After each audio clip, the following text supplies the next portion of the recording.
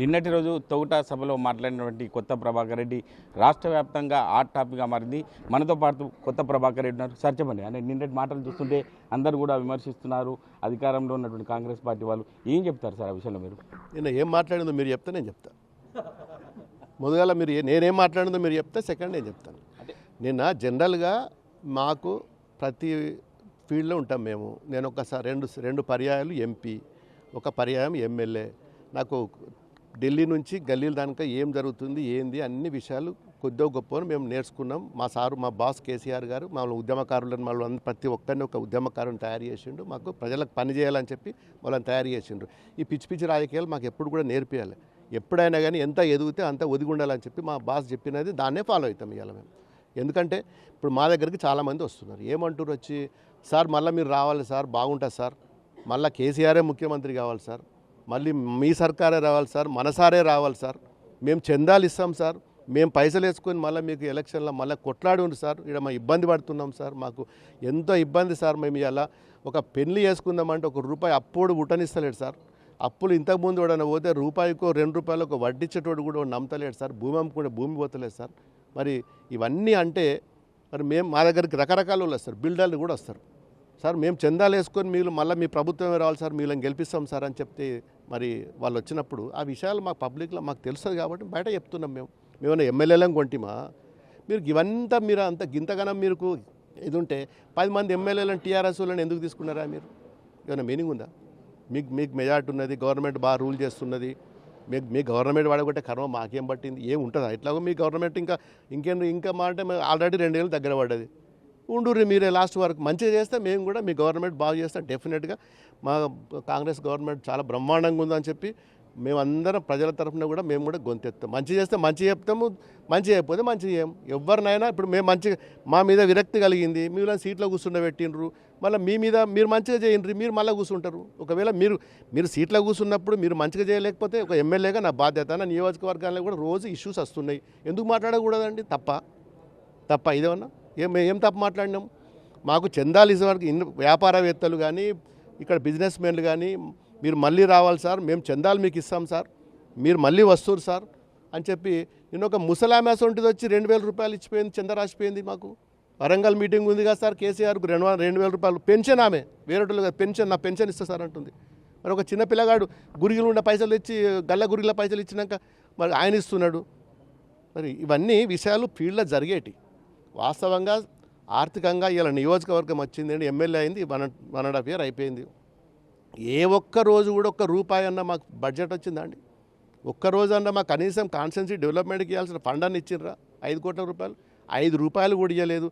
ఇవాళ మరి కనీసం ఓడిపోయిన వాళ్ళను, డిపాజిట్ రాని వాళ్ళని తీసుకువచ్చి కాన్స్టిట్యున్సీలో ఇన్ఛార్జీలుగా పెట్టి పనిచేయించి వాళ్ళతో గవర్నమెంట్ అఫీషియల్ ప్రోగ్రాంల మీద అఫీషియల్ ప్రోగ్రాంలు ఇచ్చి వాళ్ళు పోయి అఫీషియల్ ప్రోగ్రాంలో కూర్చొని పనిచేయచ్చా అండి? వాడన్నా ఒక ఇన్ఛార్జి, మీ కాంగ్రెస్ ఇన్ఛార్జ్ వస్తే ఎంఆర్ఓలు ఆర్డీఓలు ఎమ్మడ పోవచ్చా అండి? ఎక్కడ ఉన్నదా ఇప్పటి వరకు? మేము కూడా అపోజిషన్లో ఉన్నాము, రూలింగ్లో ఉన్నాం.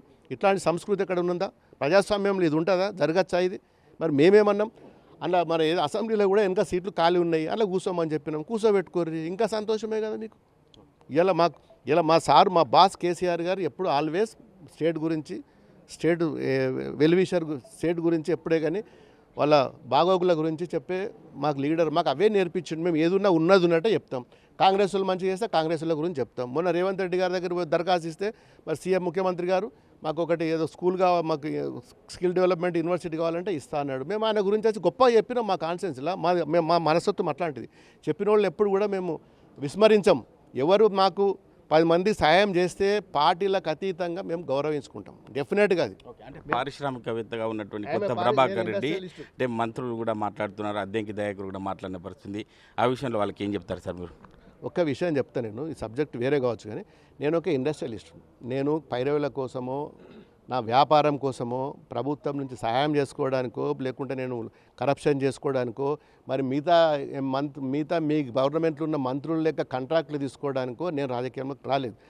ఈ రోజు వరకు డే 1 నుంచి ఈ రోజు వరకు కూడా నా చెమట పైసలతోటి నేను ఖర్చు పెట్టుకొని ఇలా నేను నా కాళ్ళ మీద నిలబడ్డా.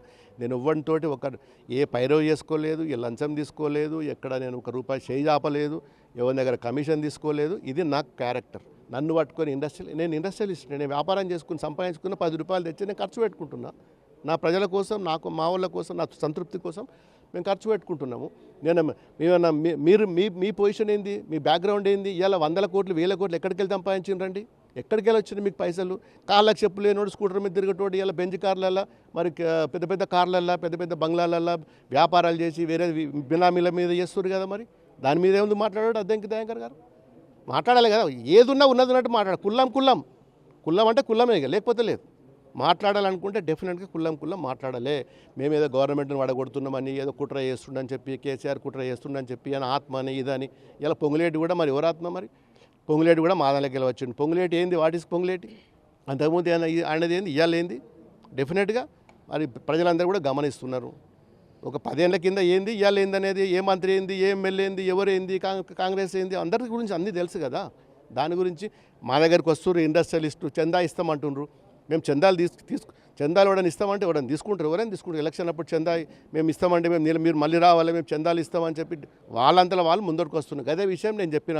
మళ్ళీ మనం రావాలంటున్నారు, మళ్ళీ కేసీఆర్ రావాలంటున్నారు, మన సార్ రావాలంటున్నారు. మీరు వస్తే బాగుంటుంది సార్, మేము ఇండస్ట్రీలో అందరం బిల్డర్లం అందరం మేము చందాలు వేసుకొని మళ్ళీ మేము గెలిపిస్తాం సార్, మంచిగా ఉన్నది సార్, అప్పుడు రూల్ బాగుండే సార్, పర్మిషన్లు వస్తుండే సార్, ఎక్కడ కరప్షన్ లేదు సార్, ఆఫీసర్లు పనిచేసింది సార్, ఇప్పుడు ఒకటి పని చేస్తలేదు సార్, మళ్ళీ మీరే రావాలి సార్, మీ ఖర్చు అంతా మేము కావాలంటే మేము భరించుకుంటాం సార్ అని చెప్పి ఆ స్టైల్లో మేము మాట్లాడినాం.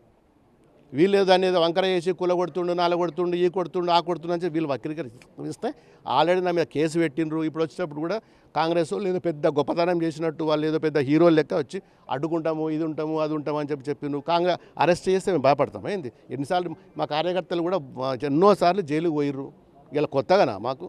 నాకే కాదు, ఇంట్లో ఉన్న ప్రతి కార్యకర్త కూడా ఈరోజు మేము మీటింగ్ పెట్టుకున్నాం. ఈ మండలంలో అడగండి, మీరు పక్కకు పిలిచి మాట్లాడండి, ఎన్నిసార్లు నీ కేసులు అయినా పోయి, నీకు ఎన్నిసార్లు జైలుకు పోయినావు, అవన్నీ కామను. దానికి ఏమున్నది? అంటే నువ్వు మా కలిసినోడిని ఎవడైతే ఎదురిస్తాడో ఉన్నట్టు మాట్లాడిన వాళ్ళ కేసులు పెట్టి జైలేస్తావా? నువ్వు ఉన్నట్టు మాట్లాడడం కూడా తప్ప ప్రజాస్వామ్యంలో? ఎందుకోసం మాట్లాడకూడదా? మాకు హక్కు లేదా? నేను ఒక ఎమ్మెల్యేలు, నేను 54 స్టేట్లో హైయెస్ట్ మేయర్తో గెలిపించారు మా వాళ్ళు నన్ను. మరి నేను మాట్లాడద్దా? మరి ఎందుకోసం నేను ఎమ్మెల్యే అయినా? ఉన్నట్టు మాట్లాడకూడదా? ఒక వ్యవస్థ సిస్టమ్ పనిచేస్తలేదు, ఒక సిస్టంలో ఫాలో కావాలి. ఆ సిస్టమ్ గురించి మాట్లాడినా నేను. ఆ సిస్టమ్ ఫెయిల్ అయినప్పుడు అన్ని బయట చెప్తున్నాం. తప్పేముంది? అంటే కాంగ్రెస్ పార్టీలో ఎమ్మెల్యేలుగా ఉన్నటువంటి ప్రేమ్ సాగర్ కావచ్చు, ఇటు రాజగోపాల్ కావచ్చు, మంత్రి పదవుల కోసం వాళ్ళు వాగ్దానం చేస్తున్నారు. వాళ్ళకి నా వచ్చే అవకాశం ఉందా బీఆర్ఎస్ పార్టీలోకి? ఇలా వాళ్ళు మాకెందుకు?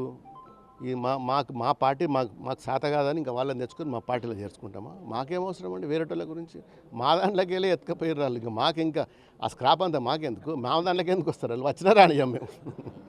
ఓకే, అంటే ప్రజలు ఏం చెప్తారు సార్? మీరు ఇప్పుడు ప్రతిరోజు కూడా కాన్స్టిట్యూన్సీ కేసీఆర్ మళ్ళీ రావాలంటారు, నీళ్ళు వస్తాయి, కేసీఆర్ వస్తాయి, కాలువలు వస్తాయి, మళ్ళీ సార్ మొత్తం గలగల దుంకుతుంది. గతంలో అన్ని అయిపోయిన పనులన్నీ ఇప్పుడు 1.5 అయింది, మా పొలాలు ఎండిపోతున్నాయి, కరెంట్ వస్తలేదు, పోల్ చేస్తలేరు, హాస్పిటల్లో పోతే చండాలంగా ఉన్నది, స్కూల్ పోతే చండాలంగా ఉన్నది, హాస్టల్లో పోతే చండాలంగా ఉన్నది, మళ్ళీ మీ ప్రభుత్వం వస్తే బాగుంటుందని చెప్పి ప్రజలు వస్తారు, ప్రజలు చెప్తారు. ఓకే, చివరిగా రాష్ట్ర ప్రభుత్వానికి ఏం విజ్ఞప్తి చేస్తారు సార్? ఇవన్నీ చూస్తుంటే ఇవన్నీ అంతర్గతంగా ఇవన్నీ చర్చలు నడుస్తున్నాయి. ప్రభుత్వానికి ఏం చెప్తారు చివరిగా? ప్రభుత్వానికి ఏం చెప్తామంటే ఇప్పటికైనా కళ్ళు తెరవండి, తిరగండి. నిజంగా ఇప్పుడు మేము చెప్పినామంటే మీకు గుణపాఠం రావాలి. మీరు మంత్రులందరూ ఇంతమంది ప్రెస్ మీట్లు పెట్టి ఇంతమంది మాట్లాడిండ్రు కదా, డెప్త్కు వండి. మీరు డెప్త్గా నిజంగా ప్రభాకర్ రెడ్డి అనేది కరెక్టా కాదా? ఒకవేళ ప్రభాకర్ రెడ్డి కరెక్ట్ కాక ఏదైనా అభాండాలు వేసి ఉంటే దాన్ని ఈడ కాదు, ఈ జైల్లో కాదు, కాశ్మీర్ జైల్లో పెట్టినా నాకేం అభ్యంతరం లేదు, పాకిస్తాన్లో పెట్టినా నాకేం బాధ లేదు.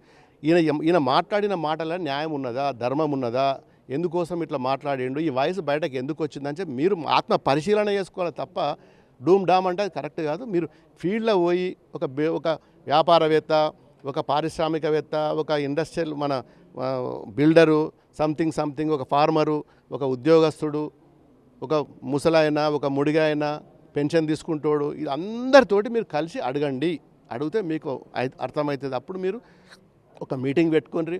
నిజంగా ప్రజలలో లోపాలు ఉన్నాయా, వీళ్ళు కావాలని చేస్తుర్రా? లోపాలు ఉంటే మంచిగా చేయండి, మేము మంచి సన్మానం చేస్తాం, పాలాభిషేకాలు చేస్తాం, మీకు బ్రహ్మాండంగా మేము ఊరేగింపు చేస్తాం, పని బాగా చేసి ప్రజల దగ్గర ప్రజలు ఓకే అనుకుంటే మేము నిమిత్త మాత్రులం, ఇవాళ ఉంటాం, రేపు బిక్తాం. అంటే గ్రామీణ ప్రాంతంలో ప్రజల నాడిని తెలుసుకోవాలి. ఈ కేసులకు భయపడలేదు, రాబోయే రోజుల్లో ప్రజల పక్షాన చైతన్యం చేసేందుకు ముందుకెళ్తామని చెప్పి దుబ్బాక ఎమ్మెల్యే కొత్త ప్రభాకర్ రెడ్డి చెప్తున్నారు. ప్రపంచంలో ఏ మూల ఏ క్షణం ఏం జరుగుతుందో వేగంగా తెలుసుకోవడానికి తొలి వెలుగు వాట్సాప్ ఛానల్ని ఫాలో చేయండి.